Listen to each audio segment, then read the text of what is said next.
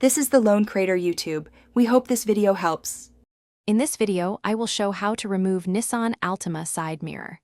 Begin by parking on level ground and disconnecting the battery to avoid shocks and accidental airbag triggers.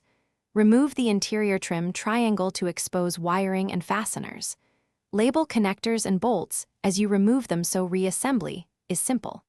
Handle the mirror glass carefully and set it on a soft cloth to prevent scratches. Prepare your workspace with all tools within reach and a small tray for bolts. Use the 10mm socket to loosen mounting nuts while supporting the mirror with one hand. Pry the interior trim gently to avoid breaking clips. Label each connector with tape or a marker so reconnection is straightforward. Keeping parts organized will save time and reduce stress during reinstallation.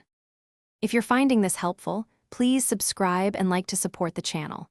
Quick recommendation: the Shark AI Ultra Robot Vacuum is great for cleaning up garage dust and small debris after repairs, and it even has voice control for hands-free use. I find it saves time and keeps floors tidy without extra effort. Check the description for the link and other deals. Now let's get back to the video. Start by removing the interior trim triangle to expose the harness and 3 mounting nuts.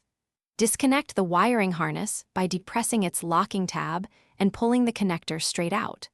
While holding the mirror, remove the mounting nuts with a 10mm socket and slowly pull the mirror away from the door to clear the studs.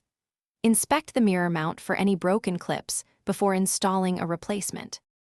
Thanks for watching. Consider subscribing if we helped you.